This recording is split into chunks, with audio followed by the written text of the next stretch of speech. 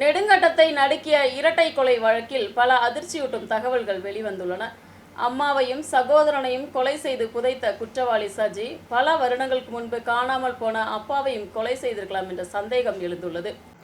அம்மாவையும் சகோதரனையும் கொலை செய்து குழி தோண்டி புதைத்த சம்பவத்தில் சஜி கைது செய்யப்பட்டதோடு இவருடைய அப்பா மேத்யூவை காணாமல் போனதிலும் சந்தேகம் எழுந்துள்ளது. கடந்த தினங்களில் காவலர்கள் குற்றவாளியை கஸ்டடியில் வாங்கி விசாரணை செய்ததில் கிடைத்த தகவலின் அடிப்படையில் தான் இவருடைய வீட்டின் அருகில் குழியெடுத்து பரிசோதனை நடத்தப்பட்டது. அம்மாவையும் சகோதரனையும் குழி தோண்டி புதைத்த இடத்திற்கு அருகில் ஜேசிபி உபயோகித்து குழி எடுக்கப்பட்டது. இந்த பகுதியில் எலும்பின் துண்டுகளும் சட்டை பேண்ட் உட்பட உள்ளவையும் கண்டுபிடிக்கப்பட்டது. கிடைத்த எலும்பு துண்டுகள் மனிதனுடையதா என்பதை குறித்து கண்டுபிடிப்பதற்காக ஃபாரன்சிக் இடம் பரிசோதனை நடத்தப்படும். இது உறுதி செய்யப்பட்டால் DNA பரிசோதனை நடத்தப்படும். பாஸ்டராக வேலை செய்து வந்த மேத்யூவை 2018 மார்ச் 3 முதல் காணவில்லை. மகளுடைய சிகிச்சை தேவைக்காக கட்டப்பணிக்கு சென்றதாக தெரிவித்து வீட்டிலிருந்து இறங்கிய இந்த நபர் சில நாட்கள் கடந்து திரும்ப வராதை தொடர்ந்து மூத்த மகன் ரெஜி புகார் கொடுத்திருந்தார். காவலர்கள் விசாரணை தொடங்கிய போதும் சரியான சாட்சிகள் கிடைக்காமலானதோடு விசாரணை நடத்தப்பட்டது. தொடர்ந்து தான் தற்போது பரிசோதனை நடத்தப்பட்டு வருகிறது.